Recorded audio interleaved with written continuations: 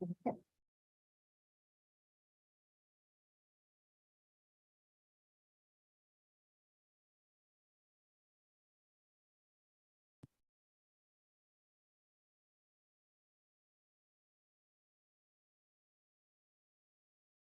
evening, everyone, and welcome to the Township of North Southeast Public Planning Meeting for September 26th. We have 6 committee of adjustment applications and 1 public planning meeting application scheduled for this evening's meetings.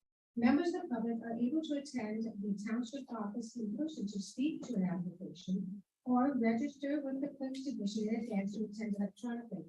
Members of the public that can register to attend electronically have been provided with a Zoom link to join the meeting this evening and have indicated to staff which application they would like to participate in. Staff will move those individuals who have registered into the meeting to speak in the order of the applications being heard, and those who are present in person will be able to speak to the application when it is reached on the agenda and will be asked to approach the podium and to speak. Please note that all speakers are provided with no more than 5 minutes to address the application. The clerk will time each speaker and advise the chair when the 5-minute time limit is up. Members of the public have been provided with the following methods to watch and or participate in this open meeting electronically. Members of the public have also been provided to submit written comments to the clerk's division that have been provided to the mayor and the council prior to the meeting and will form part of the public record. I'd now like to call the meeting to order. Can I have approval of the agenda, please? Councilor Austin. Councilor Austin. So. Move on myself, second by Councilor Williams, that council adopt the September 26, 2023 public meeting agenda as presented with the following addendums. Add 1 piece of correspondence received for item 7.7, report number PD 45-2023, minor variance application for 1174 Brantford Highway, file number 8/12/23, and add 9 pieces of correspondence received for item 8.1, report number PD 41-2023, proposed zoning bylaw amendment for Steve Jefferson Case Smart Associates Limited on behalf of Steve and Carol Lynch, file number C0320. Thank you. All those in favor? It's carried. Thank you.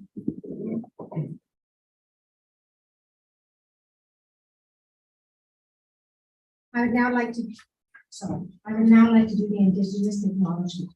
We acknowledge that the land on which we gather today is the traditional territory of the Haudenosaunee, the Anishinaabe, and the Neutral people.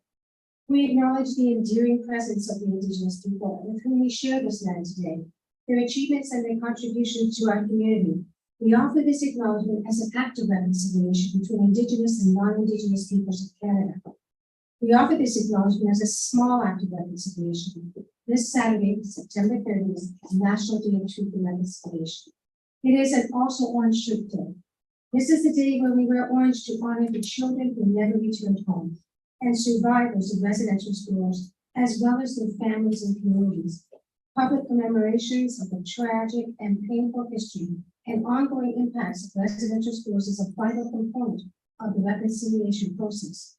To understand the ongoing legacy of residential schools and the trauma experienced by so many, we must commit ourselves to unlearn biases, reject stereotypes, and learn the truth.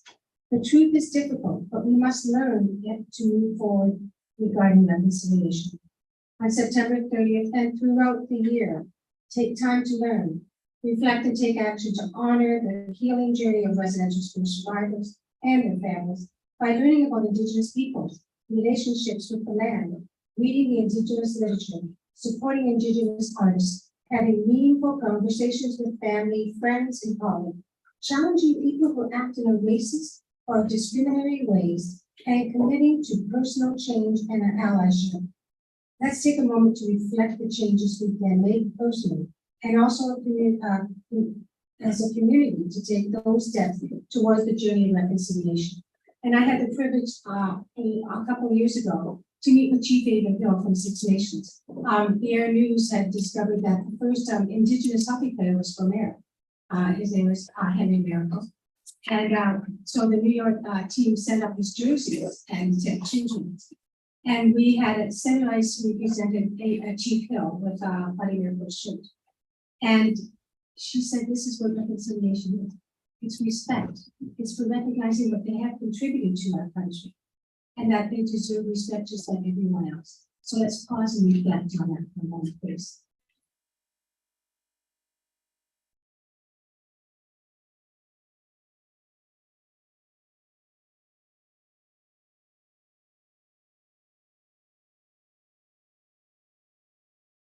Thank you.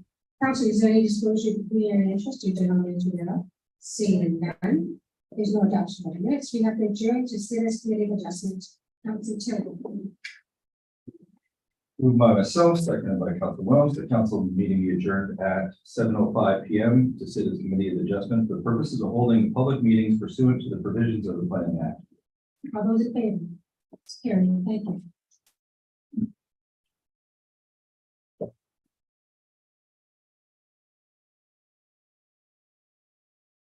I need motion to approve the minutes of the previous meeting adjustment, please. Council Williams. Moved by myself and by Council Tilly that Committee of Adjustment approved the meeting minutes July 10th, 2023 and August 14th, 2020. All those in favor? Carried. Thank you.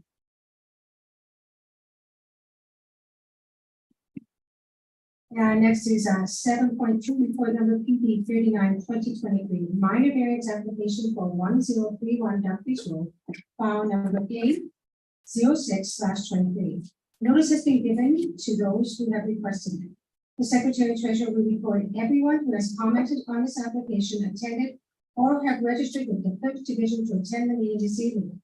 Those individuals will be notified of the decision or convening of future meetings. I'd like to introduce Christina Lazanovic, Planner GIS Technician, who will be presenting this application. Christina? Thank you, Madam Mayor.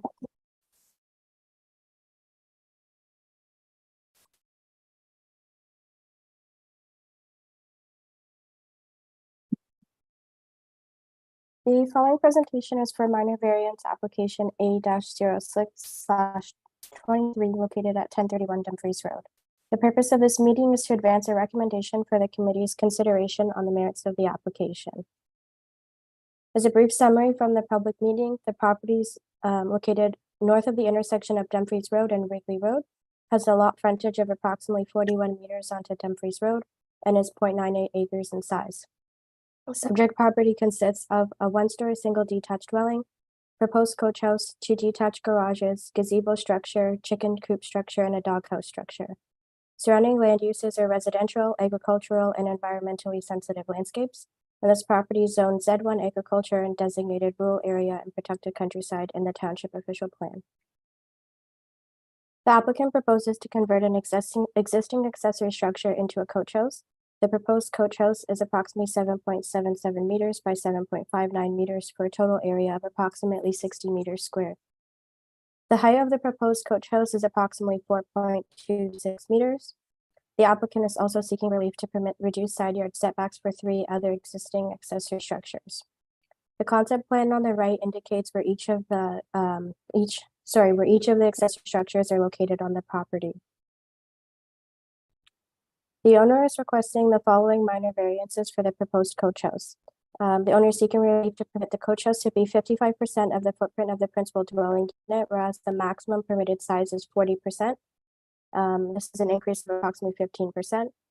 Second, the owner seeks relief to permit the coach house to exceed the height of the principal dwelling by approximately 0.15 meters and to permit a coach house height of 4.26 meters, whereas the maximum permitted height is 3.6 meters. The photo on the left is a view from Dumfries Road. The principal dwelling is shown on the left side and an accessory garage is shown on the right side. In between the 2 buildings is a view of the proposed coach house from the rear yard. The photo on the right shows a proposed coach house within the rear yard. This building will not expand any further from what's shown in this photo. The owner is also requesting the following minor variances for the existing accessory structures. Section 6.4.1 of the zoning bylaw establishes that no persons shall erect or cause to be erected an accessory building within a required side yard. The owner seeks relief from this provision to permit the 3 existing accessory structures to be located within the side yard. Second, section 6.4.2 of the zoning bylaw establishes that in no case shall any accessory building or structure be located closer than 3 meters as established by section 7.2.3b. The owner seeks relief from this provision to permit the following side yard setbacks: 0.3 meters for the gazebo, 1 meter for the chicken coop, and 0 meters for the doghouse. There was one piece of correspondence received from the adjacent resident to the south. The adjacent resident was concerned about the pathway leading to the proposed coach house, as it was located along the south property line adjacent the resident's property. The resident stated that there were 2 parking spaces that have been created next to the proposed coach house, and the southern spot, it was in close proximity to the adjacent property. And they also were requesting some further review and clarification regarding the pathway and driveway area for parking. The concept plan that was presented during the public meeting showed a walkway that was proposed to be constructed, and it was separate from the existing driveway extending into the rear yard. The applicant has since revised this concept plan to remove the proposed walkway and has included the existing driveway.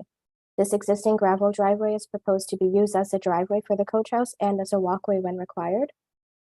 The 2 images in the bottom left show the existing gravel driveway extending into the rear yard. The property line to the right of the existing gravel driveway and adjacent 1025 Dumfries Road is heavily treed. This can also be seen in the photo in the bottom right. The township zoning bylaw does not contain provisions that prohibit the existing driveway or off-street parking area to extend into the rear yard. There is a coach house regulation, which is 6.40.6, that does permit a driveway and parking area within the rear yard and limits the total lot coverage to 40% of the rear yard. In this case, the total coverage of the driveway and parking area is approximately 5% of the rear yard. As shown in the photo in the top right, the closest point of the gravelled area is a parking space approximately 2 meters from the property line and is located in an area that is screened by trees. Based on the review of applicable zoning regulations, staff would not be in a position to prohibit a driveway or parking area within the rear yard. As an additional measure of security, grading and drainage of the property will be reviewed at the time of building permit to ensure that the driveway and associated parking area does not impact the adjacent property. There are no concerns from the GRCA, Region of Waterloo, Township Engineering and Public Works Department, or Grandbridge. The building department will require building and septic permits and a few items that will be addressed at the time of building permit application. Planning staff are of the opinion that the requested variances meet the 4 tests of a minor variance as outlined by the Planning Act. The first test being that the variances conform with the general intent of the zoning bylaw. In this case, the proposed coach house, while greater than 40% of the principal dwelling unit, remains secondary to the principal dwelling. Number 2, if the variances conform with the general intent of the official plan, the township official plan regulates uses through the township zoning bylaw, and a coach house and accessory structures are permitted uses. Number 3, if the proposed variances are desirable, the coach house and accessory structures are existing buildings and structures just simply seeking compliance with current zoning regulations. The approval of this application would allow the owner to create an additional residential unit on the subject property. And number 4, if the proposed variances are minor in nature, this property is large in size and can accommodate the additional 15%. The existing accessory structures are small in scale and not visible from the road frontage. And the coach house is marginally taller than the principal dwelling. And there is an existing detached garage that is greater in height and closer to the road frontage than the proposed coach house. Planning staff recommend that minor variance application A06/23 for 1031 Dumfries Road be approved. Thank you. Thank you, Christina. Jake, you want to answer the questions that come up that maybe you didn't want to speak first up? Is Jake here? Oh, yeah, no, I'm good. Oh, okay. Any members of the public wish to comment or asking questions on this application? Seeing none. Anyone, any council members, any questions or comments? Seeing none, I'll call for the motion, please. Council Williams. Moved by myself, seconded by Councilor Warren, that PD report number 39-2023 be received, and that minor variance application A-06/23 being a request to permit coach house to be 55% 60 meter squares of the footprint of the principal dwelling unit, section 6.40.7 of general zoning bylaw 689-83, permit a maximum of 40%, 33.7 meter squares be approved. A coach house to exceed the height of the principal dwelling unit and have a building height of 4.26 meters at 14 feet. Whereas section 6.40.9 of general zoning bylaw 689-83 does not permit the coach house to exceed the height of the principal dwelling unit and permits a maximum height of 3.6 meters, 11 feet by 10 feet. Be approved. A side yard cutback of 0.03 meters, 1 foot for gazebo, a side yard setback of 1 meter, 3 feet for chicken coop, and a side yard setback of 0 meters, 0 feet for a doghouse. Whereas section 6.4.2 of general zoning bylaw 69-83 requires a minimum side yard setback of 3 meters, 10 feet. Be approved. All those in favor? It's carried, thank you.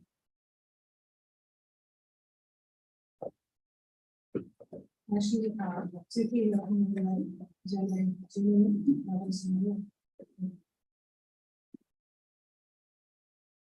report sorry.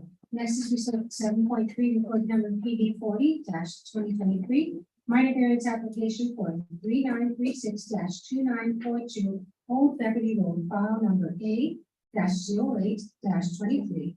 Notice has been given to those who have requested. The Secretary Treasurer will report everyone who has commented on this application, attended, or have registered with the Clerk's Division to attend the meeting this evening. Those individuals will be notified of the decision or convening of future meetings. I'd like to introduce Christina Razanova, Planning GIS Technician, who will be presenting this application. Christina, please. Thank you, Madam Mayor.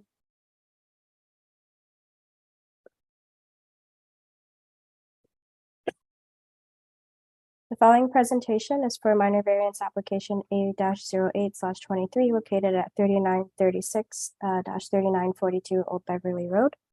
Purpose of this meeting is to advance a recommendation for the committee's consideration on the merits of this application.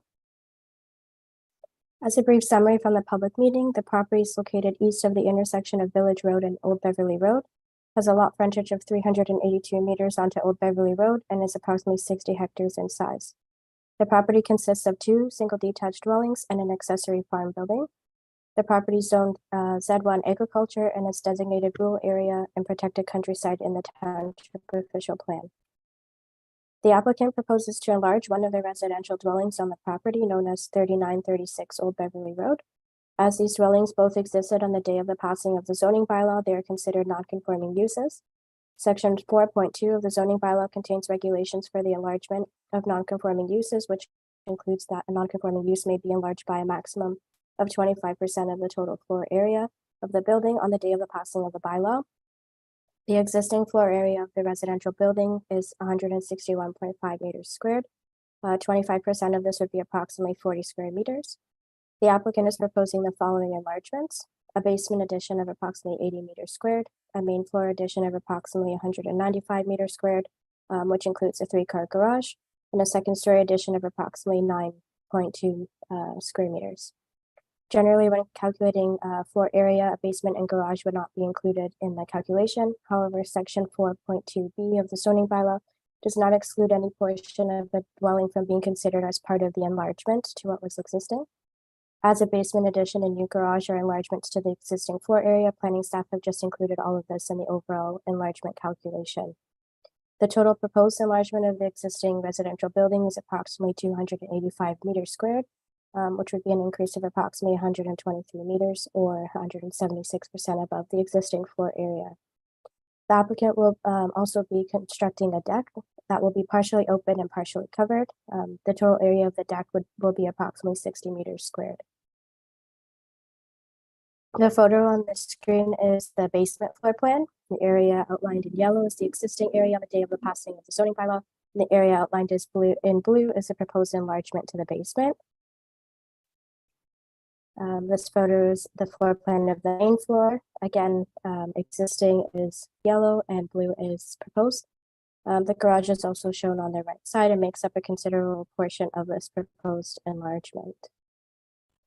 The photo on the screen is the second story floor plan. Again, yellow is existing, blue is proposed. The owner is requesting the following minor variance. Section 4.2.4B of the general zoning bylaw permits the enlargement or extension of the existing residential building by not more than 25% of the total floor area of the building on the day of the passing of the bylaw. The owner seeks relief from this provision to permit the total enlargement of 176% for the residential building, an increase of approximately 151%. The following photos show the existing and proposed east elevation of the residential dwelling. The following photos show the existing and proposed south elevation of the dwelling. There have been no comments or concerns from any members of the public. There are no concerns from the GRCA, Region of Waterloo, Township Engineering and Public Works Department, Township Building Department, or Township Fire Department, or Grand Bridge Energy. Planning staff are of the opinion that the requested variances meet the four tests of a minor variance as outlined by the Planning Act. First test being that the variance conforms with the general intent of the zoning bylaw. In this case, the zoning bylaw does permit an enlargement of a non-conforming use. Number two, if it conforms with the general intent of the official plan. As mentioned, the official plan regulates uses of the township zoning bylaw, which contains regulations that permit the enlargement of the non-conforming use. Number three, if the proposed variances are desirable, the proposed development is desirable for the subject property as it will provide additional housing for the owner of the property. And this proposed enlargement also promotes the reuse of the existing structure, reducing waste from demolishing this dwelling entirely. Lastly, if the proposed variance is minor in nature, the residential dwelling is situated in the rural area at a depth of approximately 1 kilometer from the road frontage. So the size of this property can accommodate the proposed enlargement without negatively impacting the area. And a large portion of the enlargement does consist of the garage. Planning staff recommend that minor variance application A-08/23 for 3936-3942 Old Beverly Road be approved. Thank you. Thank you, Christina. Would the applicant like to speak? See anyone? Any members of the public wish to comment on this? Any council members have any questions or comments? Councilor Rose. I just have a question. It doesn't, like, there's like an increase from 25% to 176. It doesn't feel like we're very minor anymore. So I just like, maybe this is a bit of a working question, but what does minor mean if it doesn't? Is it? I think it's relative to the property, but I'm gonna let see on the only head of it. Madam Mayor, through Councilor Williams. Under the Planning Act and the test for council between adjustment or the Ontario Land Tribunal appeal to a minor variance application, there is no definition of minor. I have seen where 6-inch variance on a setback was turned down because it was deemed to be major, and a larger proposal wasn't deemed to be major or minor in context. It all is the context of what is being proposed, how it fits into the property, and potential impacts or relationships to adjacencies. And so the 25% variance is what's allowed as of right for an enlargement to a legal non-conforming use. So if they were at 24.9% square footage expansion, we wouldn't be here to keep it. This house in a rural countryside setting is not inconsistent with what one would expect in a rural estate setting. So the staff has assessed the proposal in the context of rural residents in a large rural setting, and relationship to features on the property and adjacencies on abutting properties.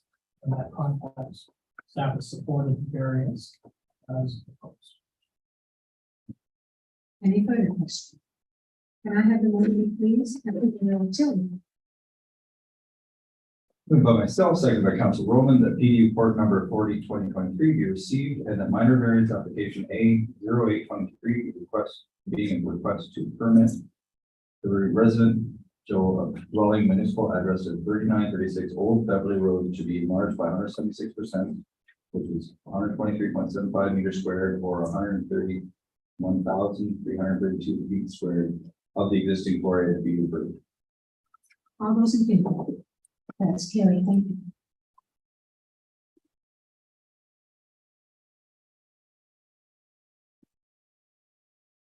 Good. Thank you. Next up is 7.4, report number PD 42/2023, a minor variance application for 1575 Sheffield Road. File number A0923. Notice has been given to those in accordance with the planning act. The secretary treasurer will record everyone who has commented on this application, attended, and or have registered with the Bridge Division to attend the meeting this evening. Those individuals will be notified of the decision or the convening of future meetings. I'd like to introduce Christina again, who will be presenting this application. Christina, please. Thank you, Madam Mayor.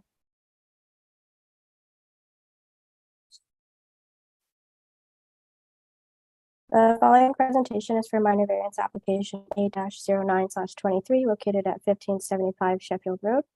The purpose of this meeting is to advance a recommendation for the committee's consideration on the merits of the application. This property is located south of the intersection of Old Beverly Road and Sheffield Road, has a lot frontage of approximately 62.5 meters onto Sheffield Road, and is 2.5 acres in size. The property consists of a 2-story single detached dwelling and an accessory building. Surrounding land uses are agricultural and rural residential in nature. This property is zoned Z1 agriculture and designated rural area and protected countryside in the township official plan. The applicant is proposing to construct a coach house in the rear yard of the separate property as shown in the concept plan. The coach house will be 13.1 meters by 9.8 meters in size with an approximate area of 120 meters square, including the inhabitable area and excluding the front and rear porches. The uninhabitable area consists of a laundry area and space to enter the attic. This area is proposed to be approximately 1.85 by 2.8 meters in size with a total area of approximately 5 meters squared.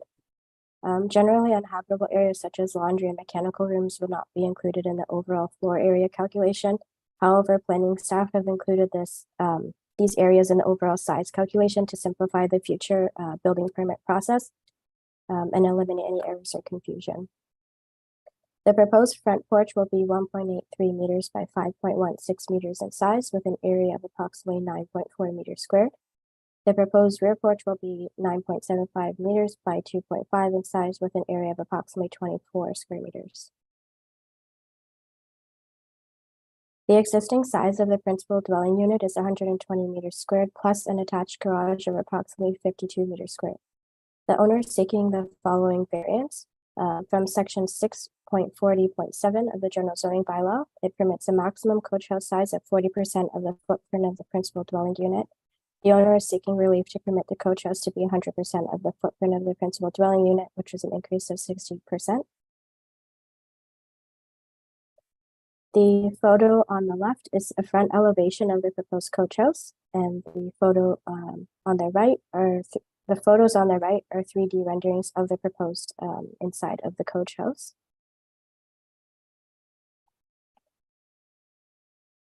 The photo on the top left is a view from Sheffield Road. The proposed coach house will be located on the left side of the principal dwelling. Also in this photo is a coach house that's located on the adjacent property, just shown on the right side, and it's above the detached garage. The photo in the bottom right is a view of the rear yard from the left side of the principal dwelling. The main photo is a view of the rear yard facing the road frontage. The approximate coach house footprint is highlighted in red. The approximate property line is shown with the orange dashed line on the right side of this photo. The proposed coach house will be set back approximately 8 meters from this property line. There are a number of trees and bushes that provide screening for this area. The second photo on the top left is just a different angle to highlight the existing screening that's in that immediate area. There have been no comments received from any members of the public. There are no concerns from the GRCA, Region of Waterloo, Township Engineering and Public Works, Township Fire, Grand Bridge Energy, or the Waterloo Catholic District School Board. The building department will require the front and rear porches to remain unenclosed, and the remaining remaining comments from the building department will be addressed through the building permit process. Planning staff are of the opinion that the requested variance meet the four tests of a minor variance as outlined by the Planning Act. The first test being that proposed variance conforms with the general intent of the zoning bylaw.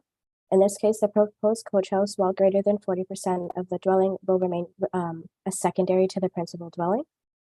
The proposed coach house complies with every other applicable coach house regulation through a zoning bylaw. Section 6.40.7 of the general zoning bylaw provides two maximums for sizes when it comes to coach house size. It would be 110 meters or 40%. Generally, it's whatever the lesser amount is. While this proposed size of 120 meters is the same dwelling unit footprint of the principal dwelling, our zoning bylaw does permit a size of up to 110 meters. So the proposed size of this coach house is generally not significantly greater than the intent of this bylaw. Number two, if the variance conforms with the general intent of the official plan. Our official plan regulates these uses through a township zoning bylaw, and a coach house is a permitted use on this property. Number three, if the proposed variance is desirable. The development is desirable as the coach house will provide an additional dwelling unit for the homeowner and provide additional housing supply. And lastly, if the variance is minor in nature. This property is 1 hectare or 2.5 acres in size, which is significantly large and can accommodate this increased size while maintaining sufficient setbacks to property lines. The proposed coach house will have an approximate lot coverage of less than 3% of the rear yard. The proposed coach house does comply, as mentioned, with all the other coach house regulations. The side property line is heavily screened by trees and bushes in the immediate area of the proposed coach house. There is also screening provided in front of the proposed coach house. So when standing in the location of this proposed coach house, the principal dwelling on the adjacent property is not visible at all. As mentioned, the proposed coach house is partially screened from the front, which reduces visual impacts from the road frontage. Although the proposed coach house will be large in size, the smallest width will be facing the road frontage, and the length of the coach house will extend into the rear yard so as to not look as large from the road frontage. The proposed coach house will have the same footprint size. However, the principal dwelling unit is 2 stories, and the coach house will remain at approximately 50% of the total area of the principal dwelling unit. And lastly, there was a minor variance application to construct a coach house that was approved for the adjacent property located at 1567 Sheffield Road in 2021. In this case, that principal dwelling footprint was larger as it was a bungalow. However, the proposed coach house size was approximately the same at 119 meters squared. So it's almost identical in size to this proposed coach house. Given that the properties are the same size and the subject property consists of a 2-story dwelling versus a bungalow, the requested variance is not dissimilar. Planning staff recommend that minor variance application A-09/23 for 1575 Sheffield Road be approved, subject to the following conditions. That the coach house shall be set back a minimum distance of 8 meters from the side property line. That it shall be set back a minimum distance of 40 meters from the rear property line. And the coach house shall have a maximum building height of 5.04 meters. Thank you. Thank you, Christina. I believe Jeff wants to speak. Go ahead, Jeff. Thank you. Yes, I'm Jeff Buseman, agent for the application. It's been presented well, and appreciate the positive support for the coach house. And I think it's a positive move. We'd like to challenge a little bit though the proposed side yard of 8 meters and rear yard of 40 meters. I know that our severance sketch suggested those dimensions as plus minus, and that's approximately where we plan to put it. But we would, I don't see the need to have those large setbacks for the side and the rear. If anything, I'd ask that those numbers be reduced. Our intention was initially to have 7.3 meters from the side property line. So if possible, if you want to stick with some side yard and rear yard minimums, I'd say reduce it to 5 and 35 respectively. The coach house will be built in approximately the location as intended. But I'm asking for a reduction in those numbers, but also just curious why we're having those large minimums set. Christina?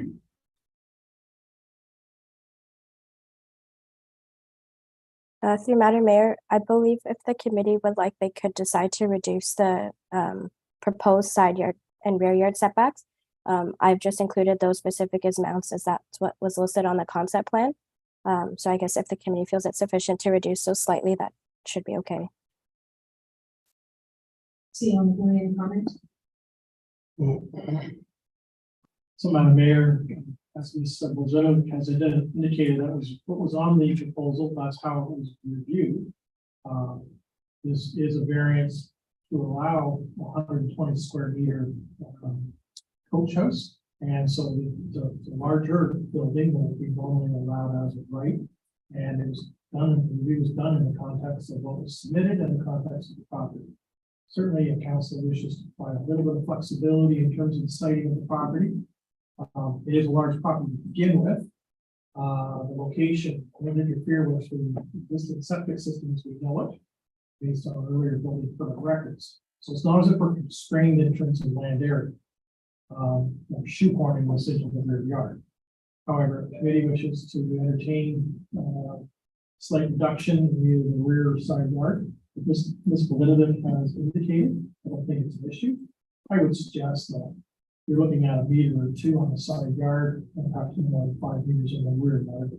But at some point, you don't want to have the residents too far removed from where the parking and the access to the site would be. It's already set back quite a distance from the existing driveway and personal residence. With that being stated, the motion can't be read because it has to changes the amendments done. So, Madam Mayor, the committee has the ability to insert whatever conditions the committee wishes to install as part of your decision-making process. So, for example, if the committee believes that the side yard setback on the north property line should be 6.5 meters versus 8 meters, you would just insert that measurement as you read out your decision and vote accordingly. Okay, any comments from council? Council Chile? Just if we can just get the exact numbers and that way we can say if nobody has an issue. I think by looking at the property doesn't have an issue. We still have the opportunity to go speak to them. Yes, there's last members of the public. Any other comments or questions? Seeing none. Council, I have a problem with it coming up at the last minute. This wasn't a thing done overnight. And this was never brought up before, so I have a problem with that. And now we have to meet you and try to figure out what the applicant wants. And I have a problem with that, but we, with your indulgence, we will change the numbers. Is that okay, council? Councilor Austin. What's the minimum setback from the side yard again? Is it 6.5 meters? We were setting back a minimum side back of 8 meters from the side yard. And at the beginning, It's 8 meters? no, not in bylaw, that's what we're changing. Is there a minimum setback from the side yard? Well, Christine, could you provide that information to the councillor based on the accessory structure for that zone classification? So a coach house has to be a minimum of 1.5 meters from an interior or rear lot line. 1.5 meters. Also, we're well within. Yes. So what is the applicant asking for the side yard? Jeff, could you please be specific so we can change the motion? Sorry, can you repeat the question? You wanted the side yard setback changed. What number were you changing it to? Why don't we set it to 6 meters? Is if that's acceptable to council, 6 meters for the side yard? And 35 for the and 35 for the rear? Okay. Councilwoman, have you marked that in the motion? So you got it?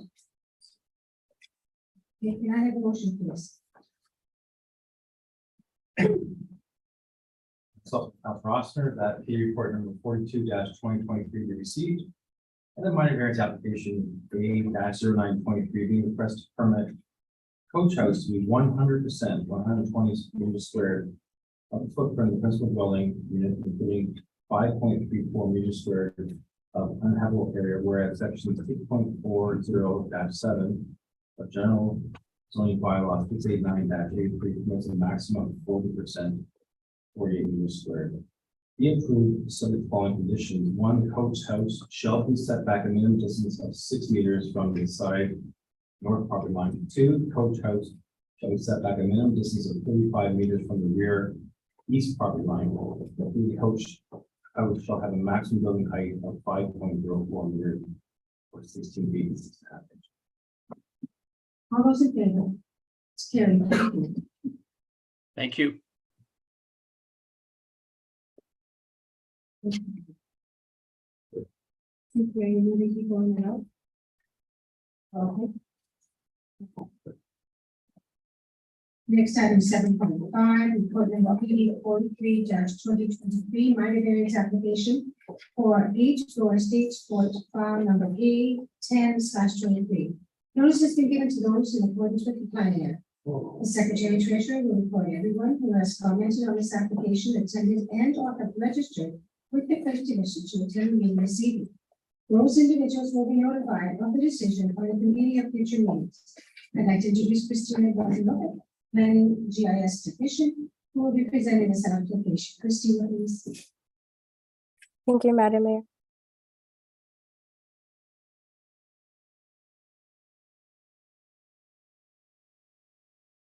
The following presentation is for minor variance application A-10/23 located at 8 Gore State Court. The purpose of this meeting is to advance a recommendation for the committee's consideration on the merits of this application. The property is located west of the intersection of Northumberland Street and Gore State Court. The property has a lot frontage of approximately 15.5 meters and a lot area of approximately 480 square meters. The subject property consists of a single detached bungalow and surrounding land uses are primarily residential. This property is zoned Z4 urban residential and designated urban residential and ancillary in the township official plan. The owner is seeking a variance for an existing uncovered deck that is affixed to the rear of the dwelling. This deck is 7 meters by 4.87 meters in size with a total area of approximately 34 square meters. The deck is set back 2.44 meters from the rear property line and 1.5 meters from the side property line. The owner is seeking relief to permit the deck to intrude 5.06 meters into the required rear yard setback, whereas section 6.41 does not permit a deck to intrude any further than 3 meters into the required rear yard. This is a difference of 2.06 meters. The photo on the left is a view of the deck in proximity to the rear property line. The photo on the right is a view of the deck in proximity to the side property line. And the photo in the middle is upon entering into the rear yard with the deck on the left side. There have been no comments received from any members of the public.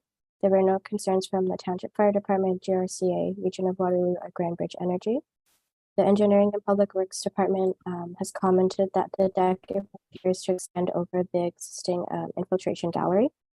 As a condition to the approval of this minor variance application, the building department will require a site visit just to confirm that the deck footings are not within the infiltration gallery.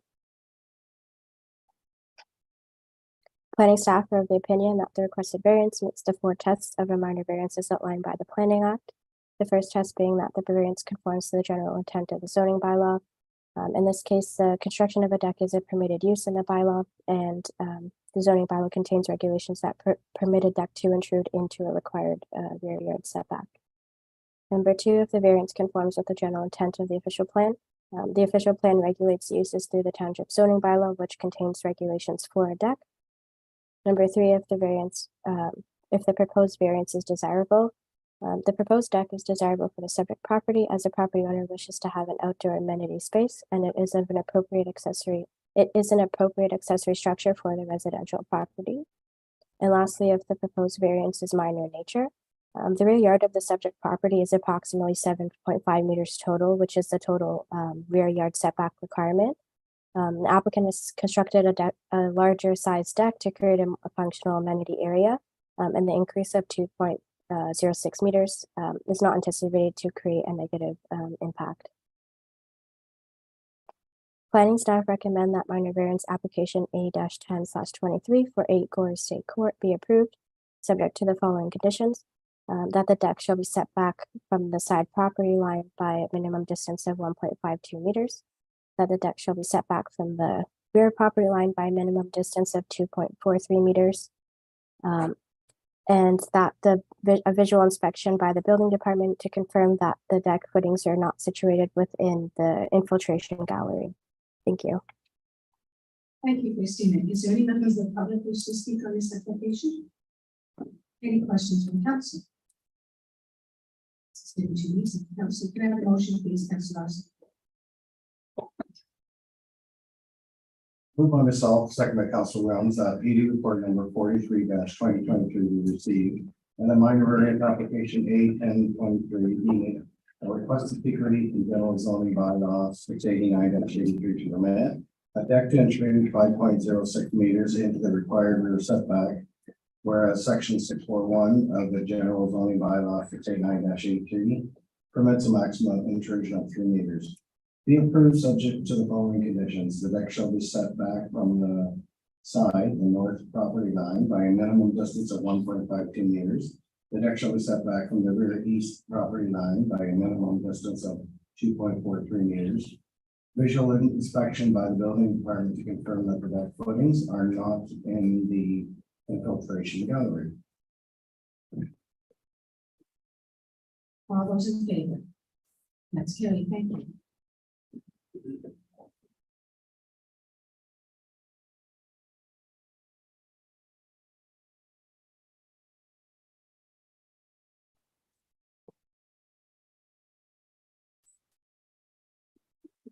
Seven point six, report number PV 44-2023, minor variance application for 6 Albert Street, Western, file number A-1123. Notice has been given to those according to the planning act. To be notified by Hartfield for the Secretary Treasurer will report everyone who has submitted, has commented on this application, attended and/or has registered with the clerk division to attend a meeting. Those individuals will be notified of the decision of the convening of future meetings. I'd like to introduce Christina, who knows you all very well, and will be presenting this application. Christina, please. Thank you, Madam Mayor.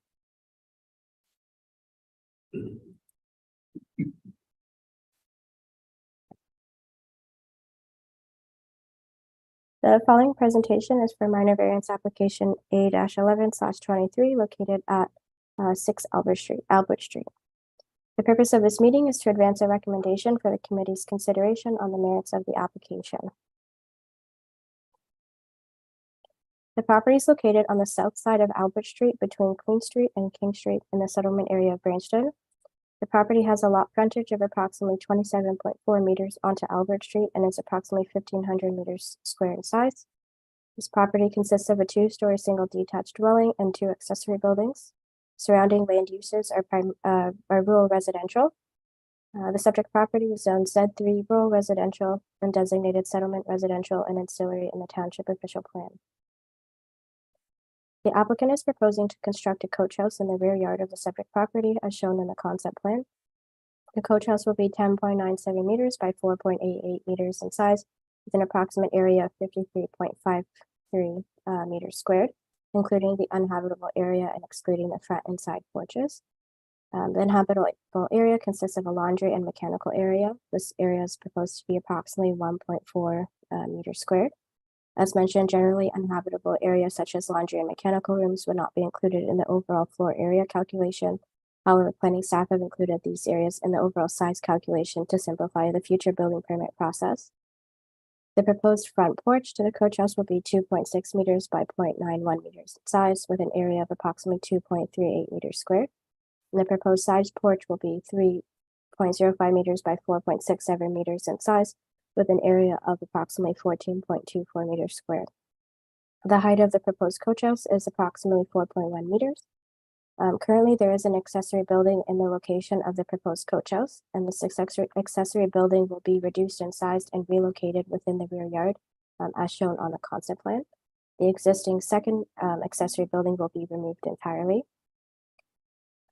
The applicant is also seeking relief from the general zoning bylaw to recognize an existing side yard setback for the principal dwelling.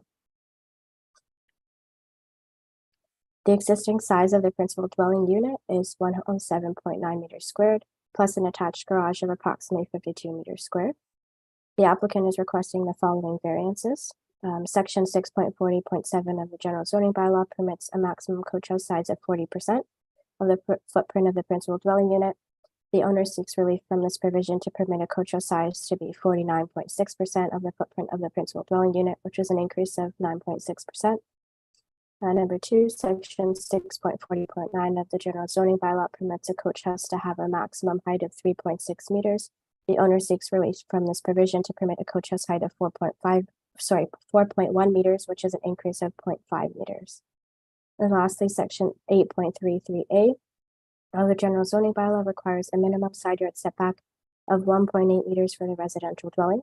The applicant seeks relief from this provision to permit side yard setback of 1.53 meters for the attached garage.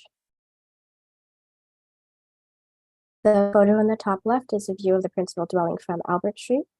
The proposed access to the coach house is on the right side of the house, as shown in the second photo. And the photo on the right is the access to the rear yard and coach house. This is also the area that is requiring the reduced side yard setback.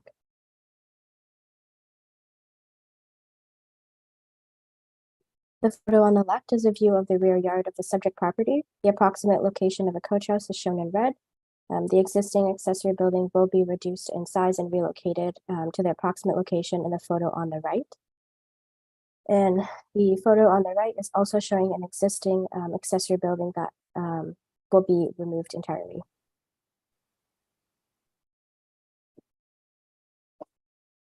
There have been no comments received from any members of the public. There are no concerns from the GRCA, Region of Waterloo Township Engineering and Public Works Department, Grand Bridge Energy, or the Waterloo Catholic District School Board.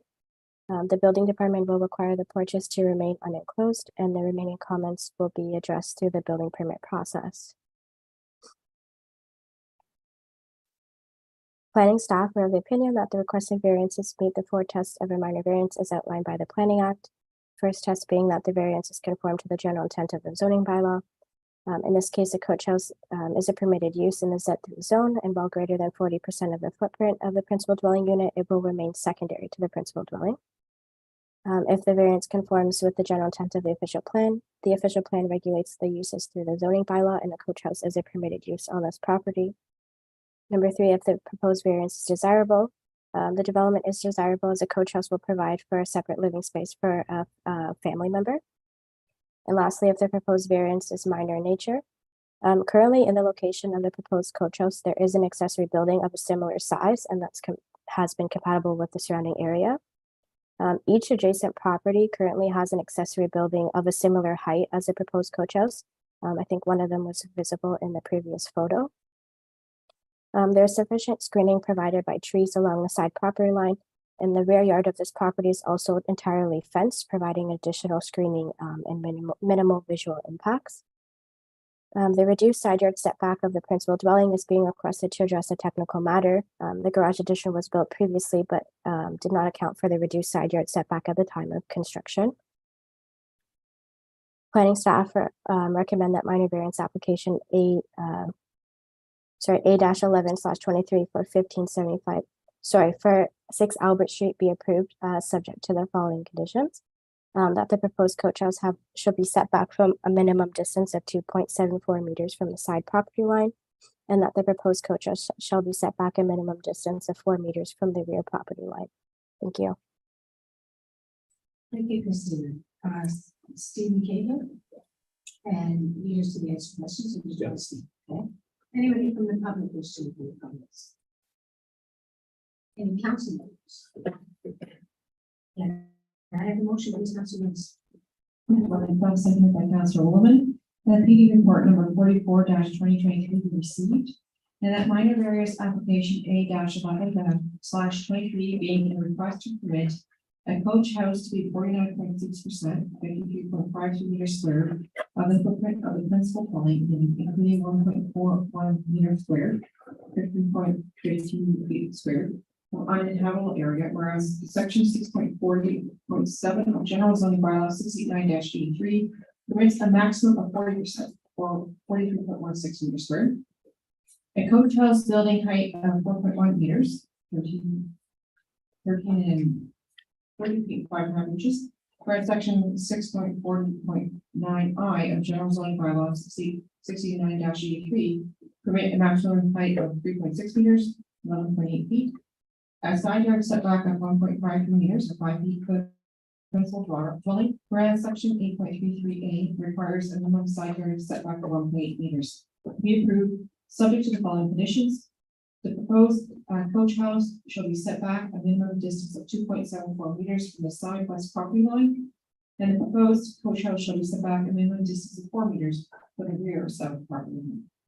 All those in favor? Carried, thank you. And Cynthia, we're still good? Yep.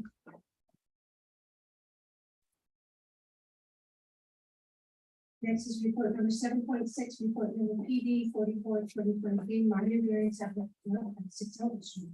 Take that one.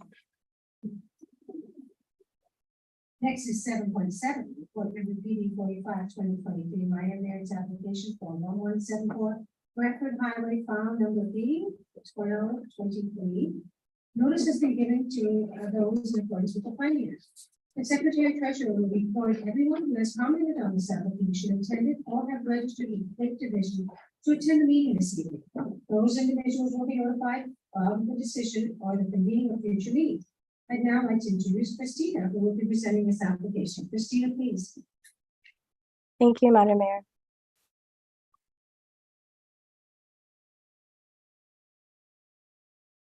The following presentation is for minor variance application A-12/23 located at 1174 Brantford Highway.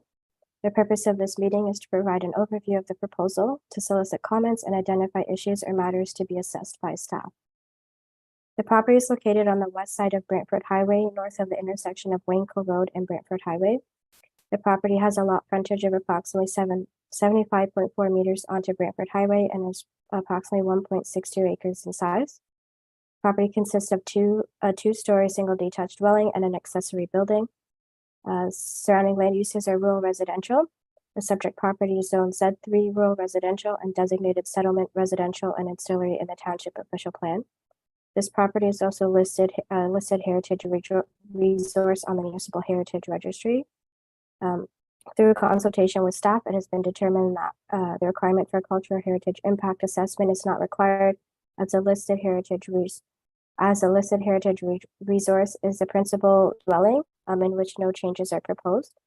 As well, the accessory dwelling or the accessory building is existing on the property and has already been constructed dating back several decades, and any impacts to the listed heritage resource would already be present. So the applicant is proposing to do the following three things: convert a portion of this accessory building into a coach house, recognize the office space in the remaining portion of the accessory building, and recognize the existing parking area of the principal dwelling unit. This photo shown on the screen is the front elevation of the accessory building. Highlighted in blue is the area that is proposed to be converted into a coach house, and highlighted in yellow is the area that is proposed to remain as an accessory building. Shown on the screen is the concept plan of the subject property. The red star indicates the location of the existing accessory building, and the principal dwelling is located to the east and closer to the road frontage. As mentioned, the applicant proposes to convert a portion of the accessory building into a coach house, which is highlighted in blue in the photos. The first story of the coach house will be approximately 4 by 6.8 meters. The second story of this coach house will be about 19.02 meters by 7.4 meters. The total proposed coach house size is 167 meters squared, which includes the uninhabitable areas consisting of the laundry and mechanical space. As mentioned in some previous presentations, the uninhabitable areas such as laundry and mechanical rooms would generally not be included in the overall size calculation. However, planning staff have included these areas in the overall calculation to simplify the future building permit process. The existing driveway to the proposed coach house is 7.32 meters wide. The applicant proposes to establish a rooftop amenity area for the proposed coach house, and that would be approximately 104 meters squared. The existing height of the proposed coach house is 7.28 meters. Regarding the principal dwelling, it has a height of 6.7 meters and has a building footprint of 197 meters squared. The owner is requesting the following minor variances for the proposed coach house. The first being section 6.40.3, which states that a coach house may not be severed from the lot containing the principal dwelling. The owner is seeking relief from this provision to permit the coach house to be severed in the future. Number 2, section 6.40.7 establishes that the size cannot be greater than 40% of the footprint of the principal dwelling unit. The owner is seeking relief from this provision to permit the coach house to be approximately 85% of the footprint of the principal dwelling unit, an increase of approximately 45% or 88 meters squared. Number 3, section 46.40.8I of the general zoning bylaw states that a coach house cannot exceed the height of the principal dwelling and in no case shall be more than 6.1 meters in height. The owner is seeking relief from this provision to permit the coach house to have a height of 7.28 meters and to exceed the height of the principal dwelling by approximately 0.58 meters. Number 4, section 6.40.14I of the general zoning bylaw establishes that the maximum driveway width may be 6.1 meters. The owner is seeking relief from this provision to permit the existing driveway to have a width of 7.32 meters. And number 5, section 6.40.16 of the general zoning bylaw establishes that the roof of a building containing a coach house may not contain an amenity area.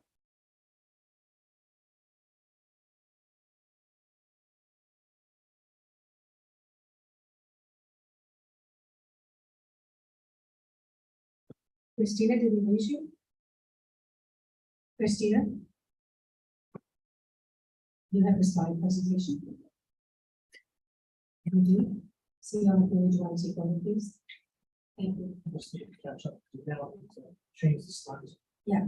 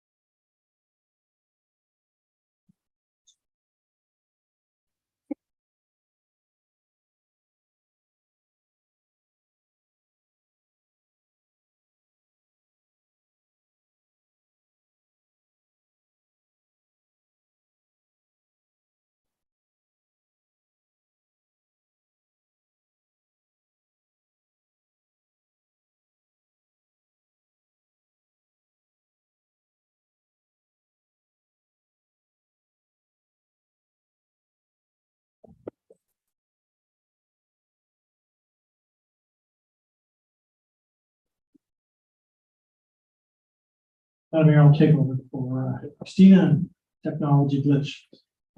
We're at the bottom of the chart where section 6.40.16 of general zoning bylaw establishes the roof of a building cannot, or a coach house cannot contain an amenity area. And the variance is to request relief to allow for the rooftop outside amenity area. So please. The next relief is for section 6.40.3 of the bylaw, which establishes that a coach house may not be severed from the lot containing the principal dwelling. And the owner is seeking flexibility that in the fullness of time, the ability to entertain a severance to separate the coach house from the principal residence through a consent process.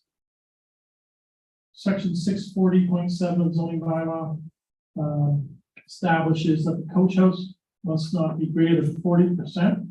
In this case, 78.8 meters square of the footprint of the principal dwelling unit.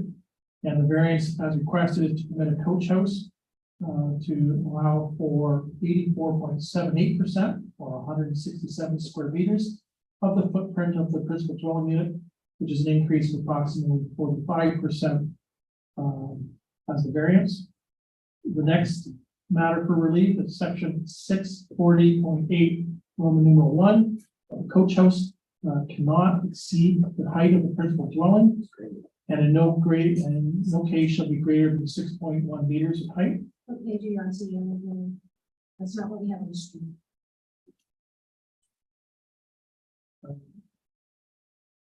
Can you go back a slide, please? That was the one you just finished. Did you just finish that one?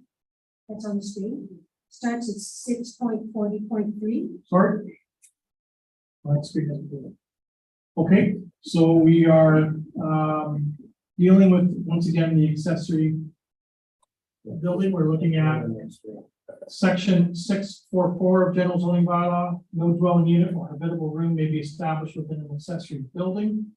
And the variance as requested, which is outlined in the area in yellow, which is on the ground floor of the existing accessory building, is to permit an existing office with habitable space to be located within the accessory building.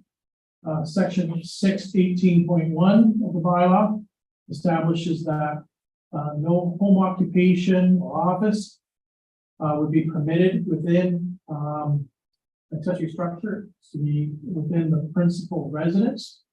The variance is to permit the existing office space to be located within the accessory building, which once again will be in that yellow shaded area on the ground floor.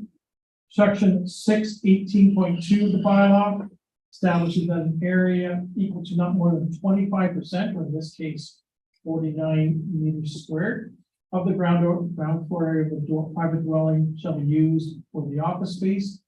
And the relief through the variance is permitted an area of approximately 75.75 square meters, an increase of approximately 26.5 square meters above that provision of the bylaw. And finally, section 613.1B of general zoning bylaw establishes that all street parking areas shall be situated to the rear of the building or building lines. And in this case, it's to establish, the variance is to establish parking to be allowed in front of the building. Those are the variances as proposed in summary. Moving to the next slide. This shows the existing accessory building and the principal residence. So the principal residence is situated adjacent to the north property line, is slightly closer to the Brantford Highway, and has a two-story structure. To the southern portion of the property, set back a little bit further from the Brantford Highway corridor, is the existing accessory building. And as you can see, it is a two-story structure. It has been a two-story structure going back several decades. And the proposed accessory office space would be on a portion of the ground floor, and the coach house would occupy the majority of the second floor of the existing structure. And then you can see on the right-hand side of the drawing, it shows the parking for the existing principal residence, and there's a separate driveway access through to the Brantford Highway. And then the accessory existing building has its own separate driveway off of the Brantford Highway. And you can see once again, it's situated in front of the building, and the driveway access back to the Brantford Highway is there at 6.1 meters. Moving to the next slide.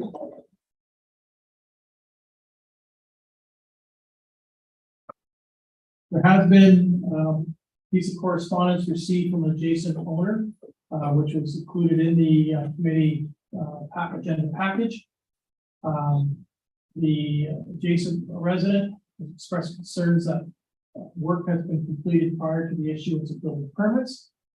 That the accessory building has previously been converted into apartment without permits. The proposed coach house in the second story of the accessory structure has been occupied by family members, and the resident opposes any requested variances and suggests that the property return to its original state.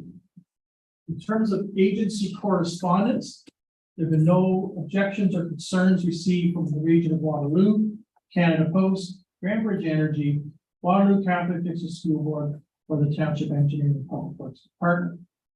Grand River Conservation Authority. Excuse me. The applicant is to clarify what, if any, additional work is required, as this is part of a regulated area. A permit issued by the Conservation Authority potentially could be triggered if there's any further expansion to the building within the regulated area. There is a associated review fee, which will be invoiced directly by the applicant, and they have no objections or concerns with the proposal as outlined in the application itself. Next slide, please.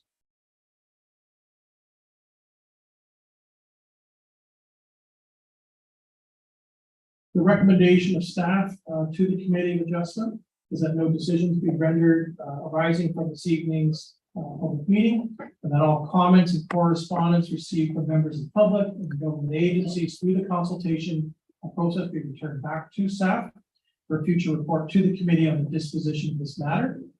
And as part of that future report back to the Committee of Adjustment, staff will be considering matters in a future recommendation report that will obviously focus on any comments or correspondence received during the consultation process, whether that be from members of the public or government agencies. Reviewing and assessing the applicability of the 4 tests of a minor variance is set out in section 45(1) of the Planning Act, which include is the proposed variances minor in nature, is the proposal appropriate in the context of the adjacent uses and within the property itself, is the proposed variance in keeping with the general intent of the official plan, and is the proposed variance in keeping with the general intent and purposes of the bylaw. Next slide, please. There, that concludes the presentation on minor variance application A12-2023. Thank you, Stephen. But, I have Corey Warren or Jeff Davis. Would you like to speak on this application? I just wanted to ask why this is being recommended to receive comments from the I guess other agencies. It seems like all of the agencies have commented and have no objections. So I'm just a little confused by that point. Steve McNeely? Madam Mayor, through to Mr. Worrell, we have not had a chance to hear any further comments from members of the public that might attend tonight's meeting. And so staff wanted to hold back any recommendation until the full assessment of the application was vetted through the committee meeting process. Okay, so you're talking about like neighboring properties. What other members of the public are you're referring to? I just want to make sure I understand the full extent of what's being asked. So, and under the Planning Act, this information is given out to the public as a whole, not just neighbors or anything else.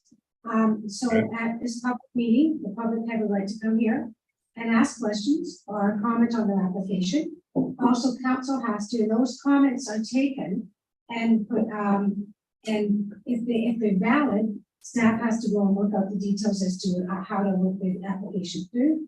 This is the same process followed with any public meeting in any application. And then it moves forward. So this is a normal process. Oh, okay. Okay. So just the appeal period then is what you're referring to? No, not necessarily. It's so let's say, for instance, somebody complains about a setback or a side yard. Then we have to go and figure out if what the information they've given us is accurate and work out how we're going to deal with that situation. So people can bring issues forward at this time and over the next week or so on this application and question. They may not even be against anything. They may just have questions. And so that's why we have a meeting to allow for that to happen. Okay. Understood. Thank you. All right. Any further comments from Corey or Jeff? Yeah, I just wanted to add one item. I believe it was on slide number 9, where the GRCA had requested clarification on the sort of the extent of the addition or the coach house. We have Orchard Design has prepared that letter and sent it off to John Bloom at the GRCA, just clarifying what construction is left to be done and what construction has been completed. We can provide a copy of that letter to the city of North Dumfries if required as well. Well, thank you, gentlemen. You just validated why we have this public meeting to gather this extra information. So we can make sure that applicants free and clear when we're ready to pass it or not. Now, thank you. Anything else you'd like to comment before we go to the public? Not for me, no. Okay, thank you. Any members of the public wish to make any comments or questions? Seeing none, council members. Councilor Austin. Just a quick question. What are the ramifications of family members living in this coach house already? As per the neighbor's claims, is that going to be investigated by staff too? Like, is there a problem with that? Is it not zoned for that, or what's the issue? So Madam Mayor, through Council Officer, yes, building division staff is continuing to investigate whether or not the space has been occupied. There have been historic building permits issued that allow the retrofit of the second floor. Those building permits go back 3+ years ago. And based on the inspections completed with those approved building permit applications, we'll file for quote because all matters were properly addressed. Both building permits, historic, dealt with the enclosed stairwell to go out from the outside to the second floor, as well as the demising of space on the second floor, as well as fixtures to accommodate wastewater to go to the septic system and the septic system itself. The permit fell short of allowing finished space for habitable living in the second floor, and that was because at the time we were in court dealing with question of legal non-conforming use according to industrial activity that was occurring in the main level. And if the township had lost that court case, then the second floor, while could have permitted a residential space, would have required a higher onus in terms of fire separation and connectivity of early warning systems between the main floor and the second floor. The staff's looking into that. Right. Okay, thank you. Any further questions, council? Seeing none, can I have the motion, please, Councilor Tilly? Moved by myself, second by Councilor Osmer, that PD report number 45/2023 be received, and that all comments and correspondence received through the consultation process be referred to staff for consideration of a future report to the committee on disposition of this matter. All those in favor? Carried, thank you.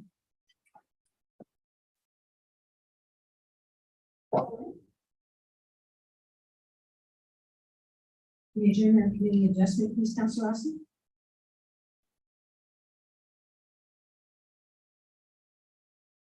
Moved by myself, second by Councilor Tilly, that pursuant to the Planning Act, the public meeting of the Committee of Adjustment be adjourned at 8:17 p.m. and the council meeting be called back to order.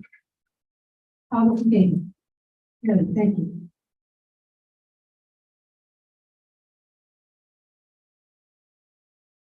So we are now into the public meeting, A1, report number PD 41/2023. Proposed zoning bylaw amendment for Steve Jefferson K. Smart Associates Limited on behalf of Steve and Carol Lynch, file number ZC-0323. Notice that you give it to those in accordance with the Planning Act. The clerk will record everyone who has commented on this application, attended and or have registered with the clerk division to attend the meeting this evening. Those individuals will be notified of the decision or the convening of future meetings. We have Christina back. Yes, we do. I'd like to introduce Christina, who will be presenting this application. Christina, please. Thank you, Madam Mayor. I'm just going to leave my video off, so hopefully I don't get disconnected again.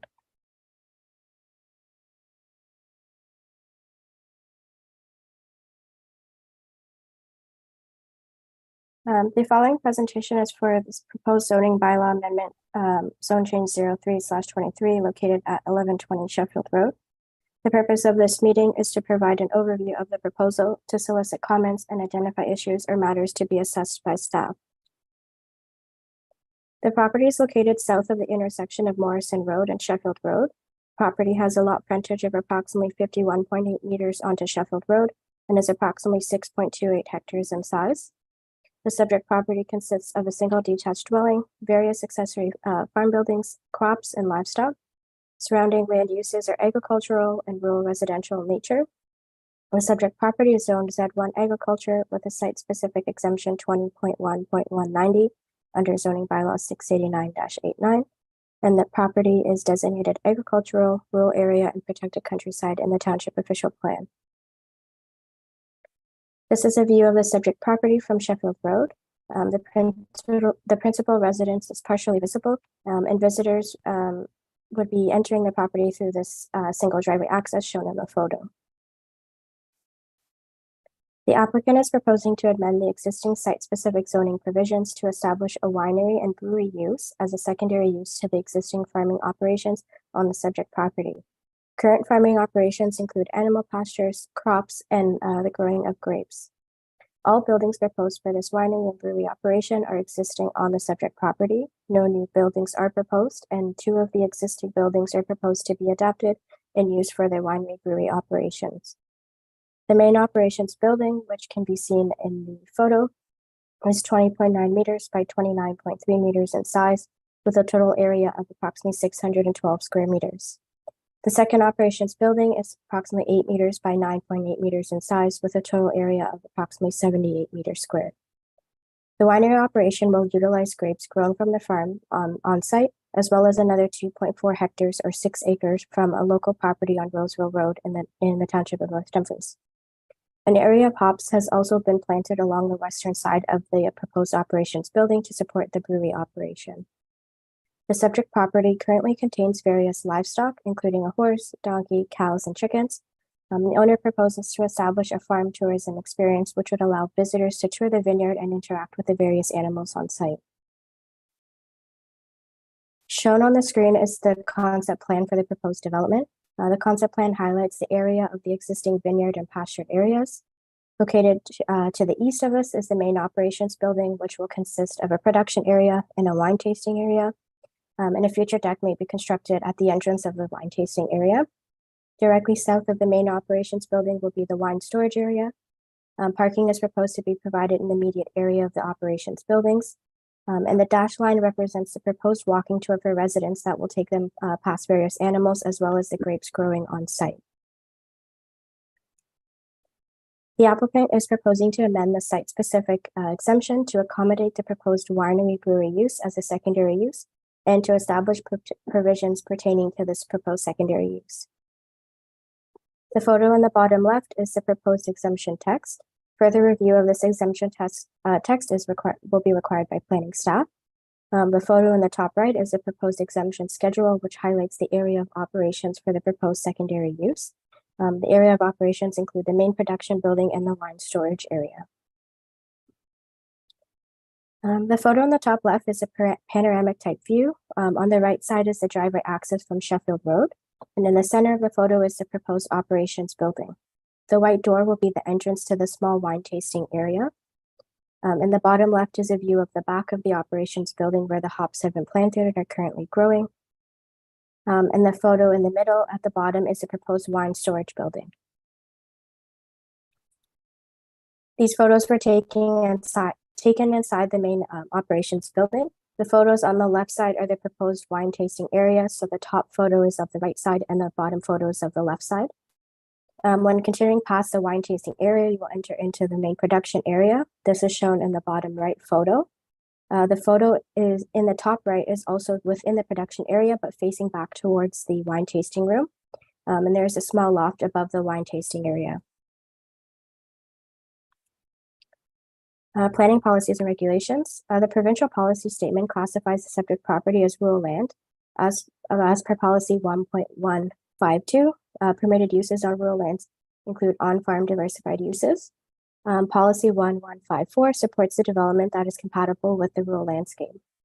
Similar to the PPS, the growth plan also supports rural land uses that are compatible with the rural landscape.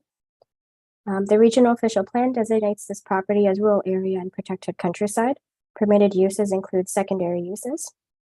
Policies 6C8 and 6C9 of the regional official plan articulates that area municipalities will establish official plan policies and zoning regulations to permit secondary uses. The township official plan designates the property as agricultural as well as rural area and protected countryside.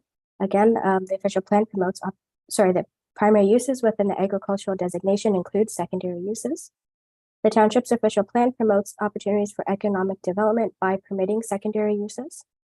And secondary uses in the township official plan is defined as use as secondary to the principal use of the property, including but not limited to home occupations, bed and breakfast, home industries, agritourism activities, and uses that provide value-added agricultural products from the farm operation on the property. The subject property is currently zoned Z1 agriculture with site-specific exemption 20.1.190. The subject property is identified as Part 3 of the existing exemption, as shown in the schedule to the right.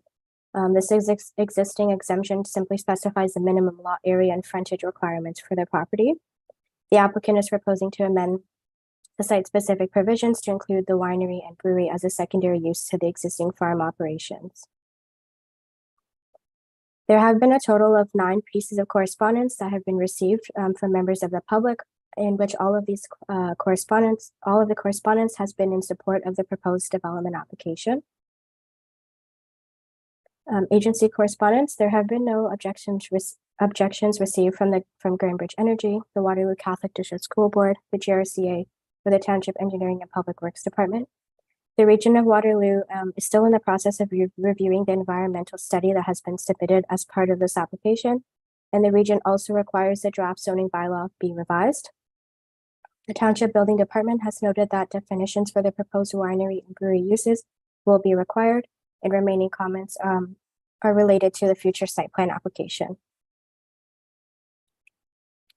Staff recommend that all comments and correspondence received from members of the public and government agencies through the consultation process be returned to staff for a future report to council on the disposition of this matter. Staff will be considering matters including all comments and correspondence received, the effect of the proposed development on matters of provincial interest, further review of the draft zoning bylaw text and schedule, including what site-specific provisions are required to address the future intended use of the subject lands, including setbacks, off-street parking, area of operations, hours of operations, and definitions of the proposed uses. Further review of the scoped environmental impact study by the region of Waterloo, traffic generated by this proposed development, whether the development conforms with the township and regional official plans, whether it meets the intent of the general zoning bylaw, the impact of the proposed development on surrounding properties, and the appropriate mechanisms to ensure responsive site development. Thank you. Thank you, Christina. Steve Jefferson, would you like to say a few words? Mrs. Steve.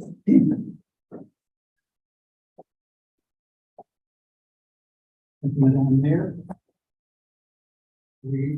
It's active. Dusty? Much better. Thank you for the opportunity to appear tonight in support of this application for my client, Stephen Carroll Bench. Thank you to the planner, Christina, for her overview of the proposal. It was a good summary of what is intended for this property. Clients do have a very interesting farm operation going on with the different animals that they have, and with the grapes that they've already begun growing. Mr. Gunch is an amateur winemaker for a number of years, and he's got to the point where it made sense to pursue obtaining zoning approval to then be able to market the wines to the general public.